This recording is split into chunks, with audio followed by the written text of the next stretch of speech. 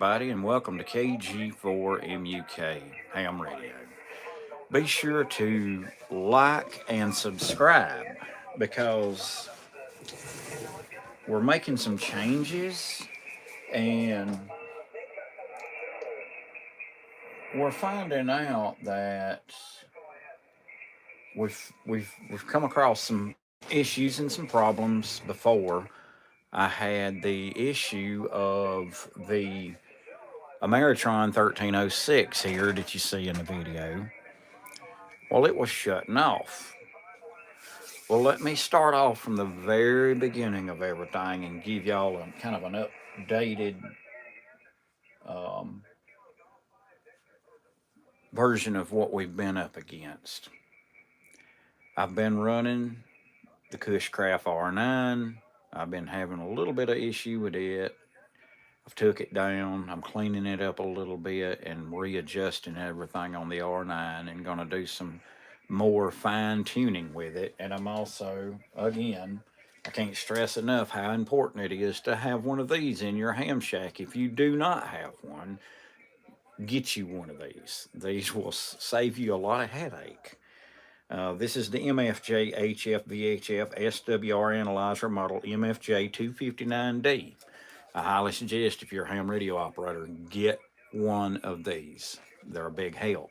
Okay, without anything else to say about that, the other day on my video and on a lot of my live videos that I have been doing, I have been running one of the radios, either the Kenwood TS590 and in the new Yaesu FT101 DX I've got back in the shack just the other day.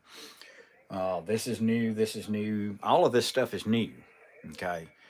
Now I have taken and replaced all my switches. I've went with LMR 400 coax.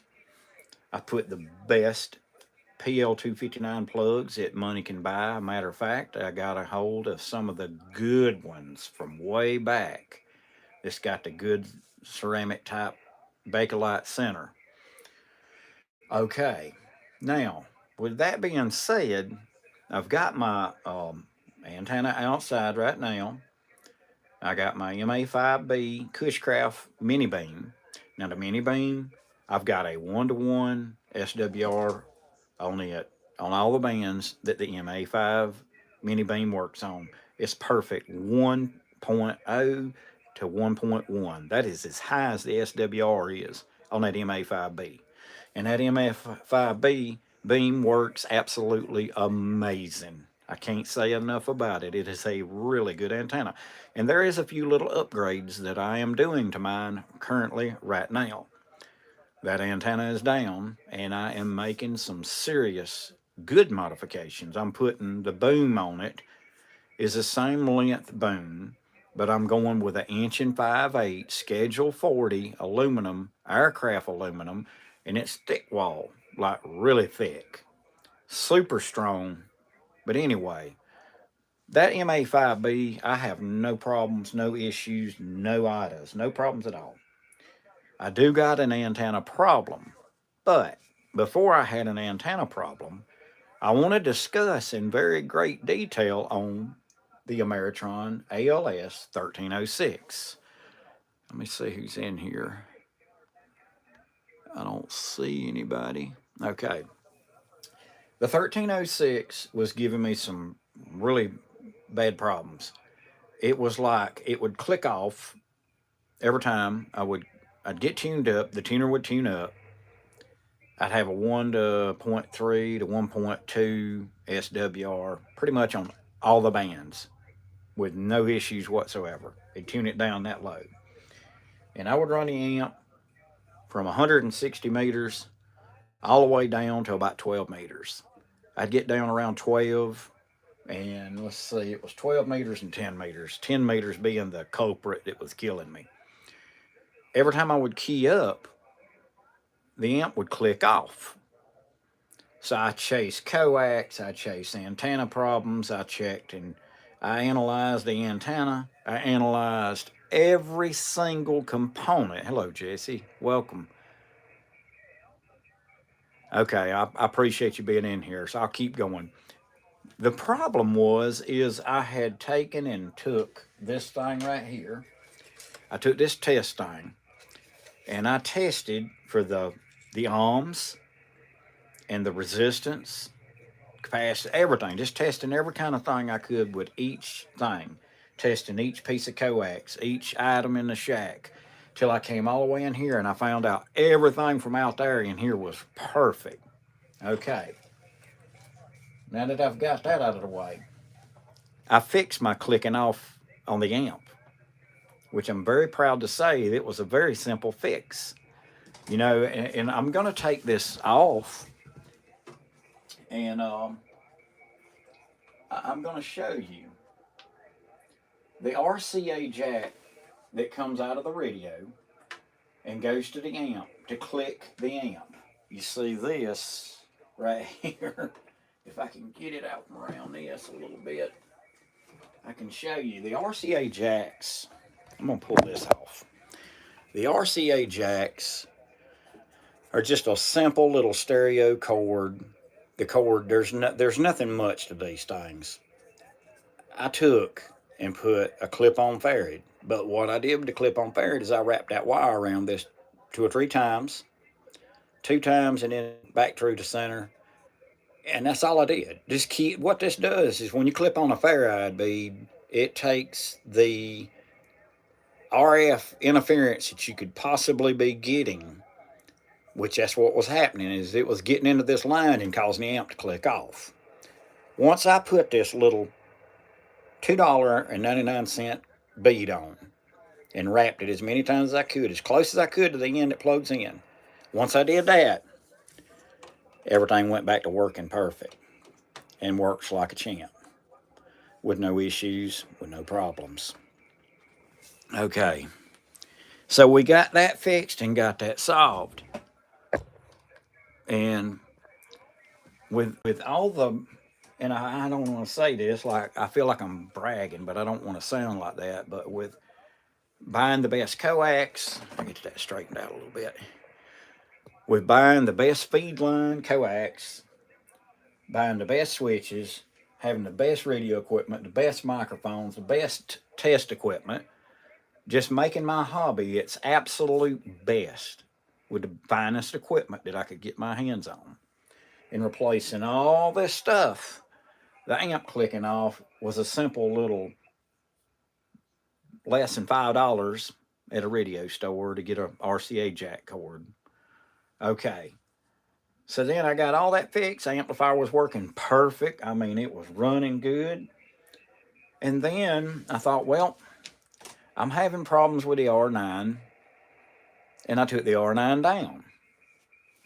And when I took the R9 down, which is a vertical HF antenna that works 6 through 80 meters, it works pretty much everything on the ham radio band except for 160.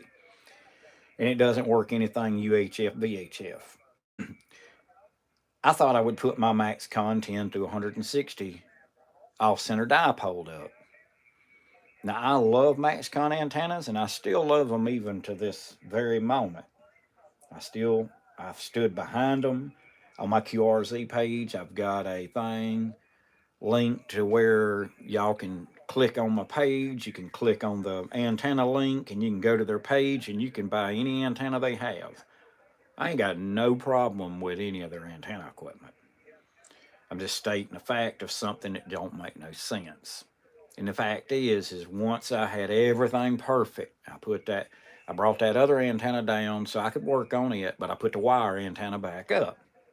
Well, when I put the wire antenna back up, I come back in, checked everything was perfect with the test meter. So I started running my tuner through the specs, and I went all the way from 160 all the way down to 10. It tuned up beautifully. Now, it had a little tiny bit of problems tuning on 10 meters. I'm not going to lie about that. It's a little rough to tune up, but it still tuned it to a 1.2. So I was talking DX on 20 meters, which is about the middle of all the bands, running about 800. I was running about 950 watts. And there was some DX in there I was trying to work, and I had to turn it up. a little bit more. And it took a full 1200 watts to get this guy to make the DX contact. And right after I made that DX contact, I went back to go to another band and went to try to tune. But right when that happened, I noticed that it just stopped receiving. It wouldn't hear nothing. So I started testing stuff, and I started testing the cables and wires with the tester all the way to the antenna. When I got to the antenna, my SWR on every single band was in the neighborhood of 25, which tells me that that antenna shorted out, and I don't know why. And something melted in that MaxCon antenna, unfortunately. And like I said again, I'm not going to say I still don't stand behind MaxCon antennas, because I do. I've used a lot of their antennas, and I got a lot of different antennas, and I use them all the time. But this particular incident is, the fact remains, is I've replaced every single thing in here, and I've went through every single jumper, every single switch, tested each piece separately, individually, and everything inside my shack is absolutely flawless, perfect. The coax going outside, going through the pass-through in the wall, everything there tested perfect. The coax out there tested perfect. I get to the antenna, and the antenna's got about a 24, 25. It's just kind of fluctuating. 25, about 24, 25 SWR, but it's on 10, 12, 15, 17, 20, 40, 75 meters. I checked it. And it was pretty much 24, 25 SWR, pretty much on everything. And I just don't know why the antenna did that. Because if everything else was absolutely flawless, it did that. This amplifier is only capable of doing 1.2 kilowatts. That's 1,200 watts of power. And I try to never run this thing over 1,000 ever, because it's already 1,200's the max. So I'm kind of in a dilemma of trying to figure out what to do next. I hate to buy another damn antenna.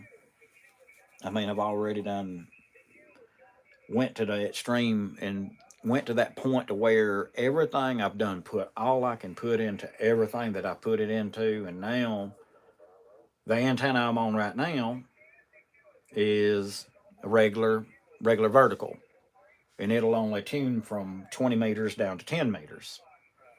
And you can see it copies everything good.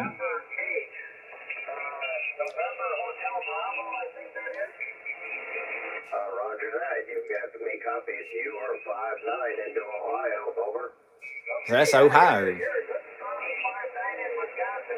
He's in Wisconsin. So the antenna I'm on right now here's good. But with me being in this dilemma, I'm only stuck with 10, 12, 17, and 20 basically. And it kind of makes it rough because I don't know what to do. The antenna, like I said, every single thing I've already done, tested everything 3 times to double, triple check everything. And from the radio all the way until you get to the coax, it goes to the antenna. The coax was good. It went through the house. The coax was good going from there to go out to the antenna. But then when I hooked the antenna back up, it was showing something bad. So I tested this piece of coax, the piece outside, and then tested the antenna separately. So as soon as I test the antenna shows that's where the problem's at. Because there's no bad readings on the jumper, the coax going through the wall, and then there's no problem on the isolator outside, and there's no problem with the coax going to the isolator outside to the antenna. So I take the isolator off, check the antenna by itself, and that's when I find the 25 SWR on all bands. So now that's just one of those things that's, kind of showing an issue. And I got 2 people in there. I don't know who's in there. I know Jesse, my cousin Jesse's in there. I really don't know what else to do. Um, it's like I almost need an antenna that'll handle more power, but I'm not putting out no more than I'm not even putting out legal limit. So you can understand my frustration. It's like I got one RF problem with the Ameritron. I got that fixed. Everything worked good. It tuned up on the bands like it was supposed to. Everything tested fine. Then I started running the power up when I was trying to make some long distance DX contacts, and then that's when I noticed everything sort of faded off. And I spent 20, 30 minutes trying to track the problem down, and then when I finally started testing stuff, different antennas, I noticed one antenna worked and didn't, and then it showed that high SWR with the test meter.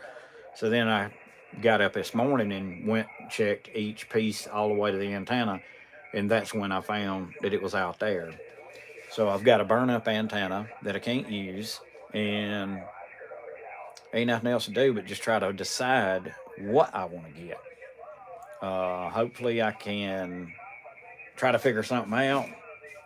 Um, my hobbies, I love it. I enjoy it, and I enjoy things not necessarily tearing up. I wouldn't say that. None of this stuff is broke. I mean, it all works. I mean, I can power everything up, and you can see it. It all works. Everything powers up. Everything's going. And I can give you a better view of what you're really seeing by turning this around. You've got the Ameritron 1306, 1200 watt amplifier, a really fine PAL Star HF Auto HF Stepper Tuning Network tuner. Then I got the new Kenwood TS 590 SG. I mean, even my microphones, I got the Howl. I got the Howl Gold Elite. Got another Howl Gold Elite. I mean, I got the finest microphones, finest equipment you can put on for something. Got the best meters. Even got another Kenwood right there. But all the equipment that I have, it works. Yeah, that part, unfortunately, is true. I mean, I'll give you a really good look. I mean, I got a spectrum scope on this thing. Like, I'll give you an example. When somebody's talking, this is how wide they are. They're not even 3K wide. So that's good. Well, this is people talking all over the world, all across the band. Let's just say I don't want to hear this station, but I want to hear this station over here. Touch it and dial them in.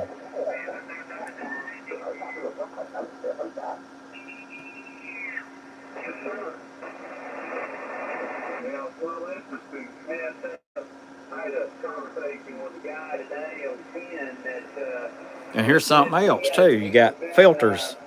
Blue Ridge Mountains in Virginia, but he also had a remote station in Richmond, Virginia. I think he said it was about 100 miles from where he was.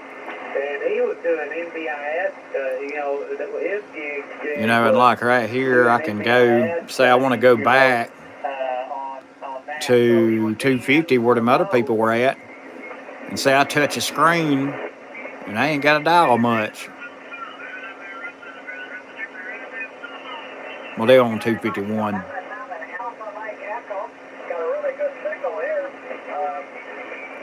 Like you hear the noise, I'll start cutting filters on.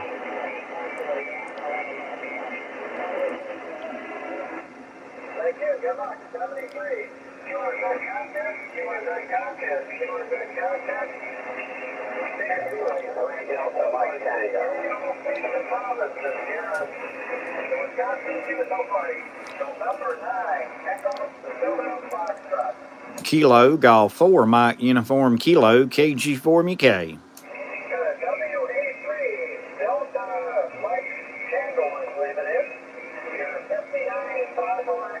Yeah, they need to.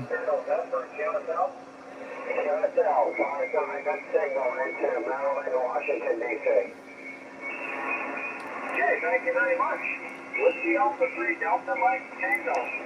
Kilo Golf 4 Mike Uniform Kilo.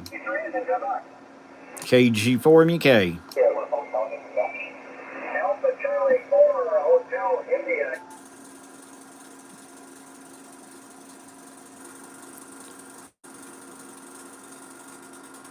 Number QSL. See if we can get them. Oh, you got a good signal here. Thank you very much for the Indiana, and good luck. That's great. 73, you are good contest. Wisconsin 2 so far. Kilo Golf 4 Mike Uniform Kilo. Mike Sierra Echo. I got Kilo 1 Bravo Zulu. Kilo 1 Bravo Zulu. Please copy 59 Fond du Lac County. Foxtrot Oscar November QSL. Oh, thank you very much for me. The only state I'm looking for out there is Rhode Island. No, and you're called that trick, so 73 is a good luck. 73. Keyword good contest, keyword good contest, keyword good contest. Sierra Echo. Any and all states and provinces. CQ, Wisconsin, Q, so party. This is November 9. Echo, Zulu, Foxtrot. Kilo Golf 4 Mike Uniform Kilo. Sierra Echo. Kilo Bravo 1, go ahead.